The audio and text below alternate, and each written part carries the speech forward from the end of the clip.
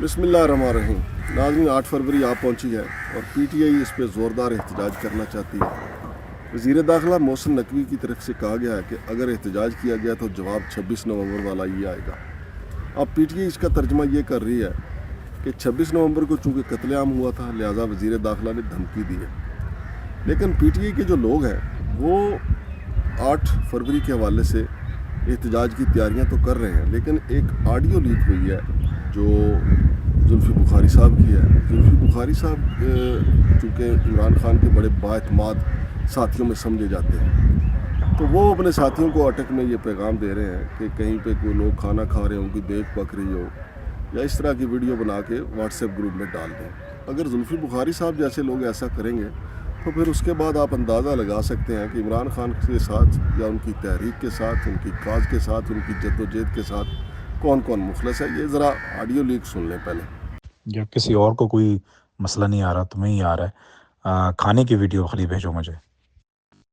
बाकियों ने तस्वीरें और हर चीज़ भेज दी हैं, एक एक वो जेल की, तो जल्दी से मुझे भेजो अगर अटक की चीज़ें की हैं या नहीं की। ऐसी कोई बना के भेजे ना कि पता हो किसी दुकान की दे के लेके बना दी है, उसको बोलो कि दिखाए कि स्टेशन पे है। जी, तो नाज़रीन, आपने जुल्फ़ी बुखारी की ऑडियो लीक सुनी कि वो कह रहे हैं कि देग वाली तस्वीर बनाएं, लोगों के खाते हुए की बनाएं। चूँकि इमरान खान साहब की तरफ से ये कहा गया, पैगाम दिया गया कि अटक जेल के बाहर या अडियाला जेल के बाहर भरपूर एहतजाज किया जाए, तो ये एक अरेंजमेंट है कि इस तरीके से कर लिया जाए। उसके अलावा आप वज़ीर आला खैबर पख्तूनख्वा की भी राम कहानी सुन चुके हैं। इमरान रियाज खान साहब ने वो सारी कहानी सुनाई है। उनको किसी PTI के वर्कर ने पश्तो में मैसेज सारे भेजे थे, फिर उन्होंने उसको ट्रांसलेट करवाया और उन्होंने बताया कि वज़ीर आला जो खैबर पख्तूनख्वा है, अली अमीन गंडापुर, वो 26 नवंबर को कितने डरे हुए थे। 26 नवंबर को तो चले उन्होंने यानी शायद ने बता दिया कि वो डरे हुए थे। उससे पहले भी वो जब आए थे तो डी चौक में यकदम हाज़िरी लगवा के गायब हो गए। फिर वो दोबारा नमूदार हुए थे खैबर पख्तूनख्वा असम्बली में और उन्होंने एक सो कॉल्ड स्टोरी सुनाई थी कि मैं 12 घंटे का सफ़र तय करके पहुंचा हूं और रास्ते में उनको कोई गाड़ी भी नहीं मिली और मोटरसाइकिल पे वहां पे वो पहुंचे।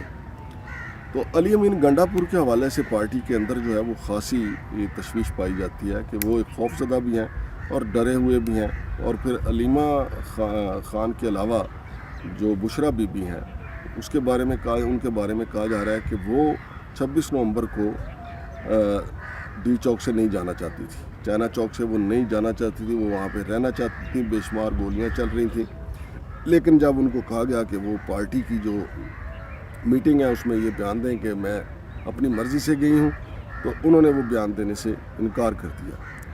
और अब जुनैद अकबर साहब जो हैं उनको PTI खैबर पख्तूनख्वा का सदर बनाया जाना इस बात का बिल्कुल सबूत है कि इमरान खान साहब भी अली अमीन गंडापुर पे अपना एतमाद खो चुके हैं।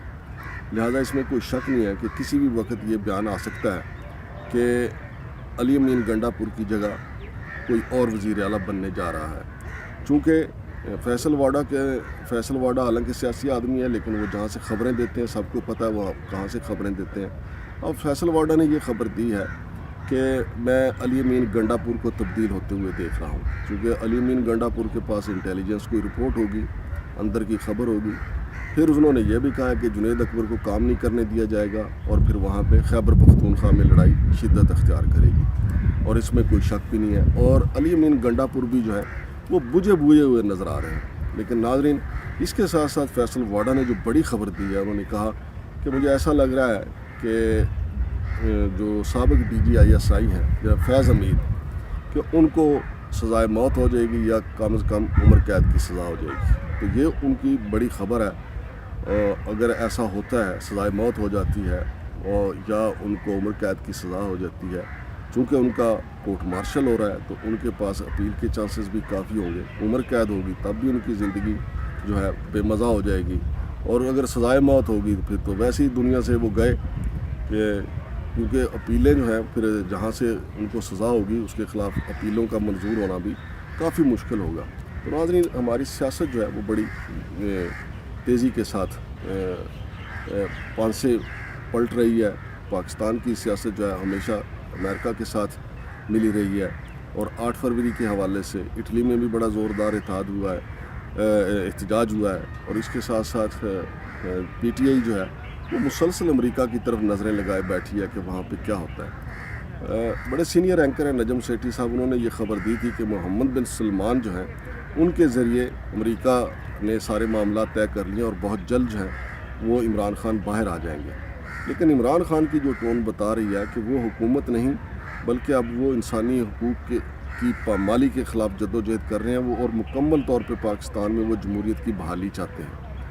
لیکن اگر دیکھا جائے یہ پاکستان میں مکمل جمہوریت کی بحالی صرف ایک صورت ہی ہو سکتی ہے کہ تمام سیاستدان ایک پلیٹ فارم پہ اکٹھے ہو جائیں. لیکن عمران خان ایک طرف کہتے ہیں کہ اگر وہ مذاکرات کریں گے تو اسٹیبلشمنٹ سے ہی کریں گے، لیکن اسٹیبلشمنٹ سے اگر مذاکرات کریں گے تو میری ناقص عقل کے مطابق پھر تو وہ وہی غلطی کریں گے جو غلطی انہوں نے جناب باجوہ کے ساتھ اقتدار حاصل کر کے کی تھی. اگر اسٹیبلشمنٹ کے ساتھ مذاکرات کر کے ان کے مذاکرات کامیاب ہو جاتے ہیں اور انہیں اقتدار مل جاتا ہے تو پھر بلی چوہے کا کھیل تو وہی جاری رہے گا. ذوالفقار علی بھٹو کو پھانسی لگ گئی. محترمہ بے نظیر بھٹو جو ہے وہ ایک عارضی سمجھوتے کے تحت اقتدار میں آئی اور ان کا اقتدار جو ہے صرف 18 ماہ قائم رہ سکا تھا.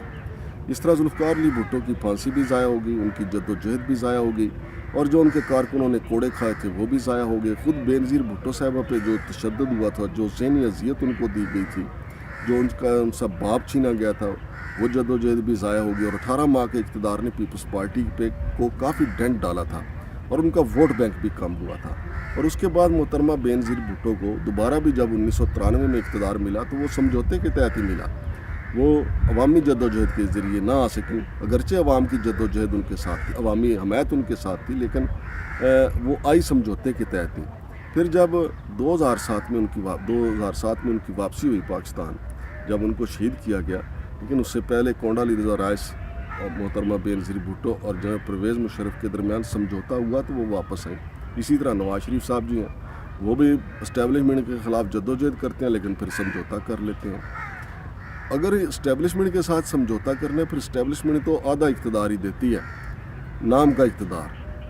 تو اگر عمران خان صاحب نے واقعی جمہوریت کی بحالی کے لیے جدوجہد کرنی ہے تو پھر عمران خان صاحب کو یہ جدوجہد جو ہے وہ بالکل خصوصاً صرف اور صرف عوامی حقوق کے لیے کرنا ہوگی. اور پھر اس کے لیے انہیں مولانا فضل الرحمان کو بھی ساتھ ملانا ہوگا، نواز شریف کو بھی ساتھ ملانا ہوگا، بلاول بھٹو، آصف علی زرداری کو بھی ساتھ ملانا ہوگا، محمود اچکزئی صاحب کو بھی ملانا ہوگا. اور یہ کوئی مشکل کام نہیں ہے، چونکہ کل تک جناب عمران خان کا موقف چودھری پرویز الہی صاحب کے بارے میں جو کچھ تھا آپ سب جانتے ہیں. وہ کہا کرتے تھے کہ یہ پنجاب کے سب سے بڑے ڈاکو ہیں، لیکن چودھری پرویز الہی اور ان کے جو خاندان ہے عمران خان کے پنجاب میں سب سے بڑے حمایتی بن کے ابھرے اور انہوں نے بڑی تکلیفیں برداشت کی. اسی طریقے سے وہ شیخ رشید صاحب کو کہا کرتے تھے کہ آپ کو تو کوئی چپڑاسی نہ رکھے، لیکن شیخ رشید اب بھی عمران خان کے ساتھ اور ان کا دم بھرتے ہیں. پھر اگر آپ دیکھیں تو محمود اچکزئی کی عمران خان صاحب نقلیں اتارا کرتے تھے اور محمود اچکزئی جو ہے آج کل پی ٹی آئی کی جنگ لڑ رہے ہیں. پھر اگر مولانا فضل الرحمان کے حوالے سے اگر دیکھیں کہ عمران خان نہیں بھی کہتے تھے تو پی ٹی آئی کے ورکر نعرے لگانا شروع ہو جاتے تھے ڈیزل ڈیزل ڈیزل. لیکن تیزی کے ساتھ پی ٹی آئی اور مولانا فضل الرحمان کے درمیان جو ہے خلیج کم ہوئی، دونوں بہت قریب آ گئے اور اب بھی قریب ہیں. اب بھی مولانا فضل الرحمان نے کہا ہے کہ میری خواہش ہے کہ عمران خان جیل سے باہر آ جائیں، لیکن میں ایسا دیکھ رہا ہوں کہ ابھی ان کو باہر نہیں آنے دیا جائے گا. اسی طریقے سے اگر نواز شریف، زرداری، شہباز شریف، بلاول بھٹو کے ساتھ بھی وہ بیٹھ جائیں تو اس میں کیا حرج ہے اگر انہوں نے جمہوریت کی بحالی کے لیے جدوجہد کرنی ہے. اور میں آپ کو لکھ کے دینے کو تیار ہوں کہ جس دن عمران خان سیاسی قوتوں کے ساتھ بیٹھ گئے اس دن یہ حکومت چلی جائے گی، کیونکہ پھر اسٹیبلشمنٹ کوئی اور راستہ تلاش کرنا شروع ہو جائے گی. جس دن یہ مساق جمہوریت ہوا تھا نواز شریف اور محترمہ بے نظیر بھٹو کے درمیان، اسی دن اسٹیبلشمنٹ نے تیسری قوت کو تلاش کرنا شروع کر دیا تھا. اور تیسری قوت کون تھی؟ عمران خان صاحب.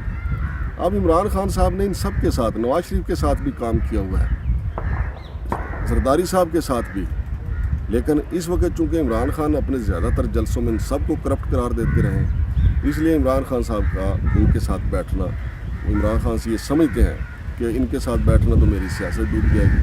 حالانکہ عوام کو ایک لفظ کی، ایک جملے کی مار ہے بیچاری عوام. ان کو کہا جاتا ہے کہ ملک و قوم کے وسیع تر مفاد میں ہم ایسا کرنے جا رہے ہیں.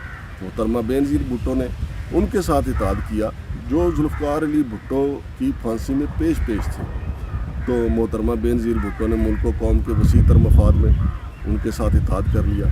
محترمہ بینظیر بھٹو کی شہادت ہوئی، آصف علی زرداری نے کاف لیگ کو قاتل لیگ کہا، لیکن پھر ان کو ڈپٹی پرائم منسٹر بنا لیا۔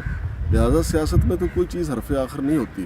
اگر عمران خان صاحب یہ چاہتے ہیں کہ سارے مظالم کے باوجود وہ اسی اسٹیبلشمنٹ سے مذاکرات کرنا چاہتے ہیں، تو پھر اس اسٹیبلشمنٹ کے بجائے انہیں سیاسی لوگوں کے ساتھ بیٹھنا چاہیے۔ سیاسی لوگوں کے ساتھ بیٹھیں گے تو بہت سارے راستے کھلیں گے، لیکن اگر اسٹیبلشمنٹ کے ساتھ ان کے مذاکرات ہوئے تو راستے نہیں کھلیں گے، پھر آدھا تیتر اور آدھا بٹیر ہی رہے گا۔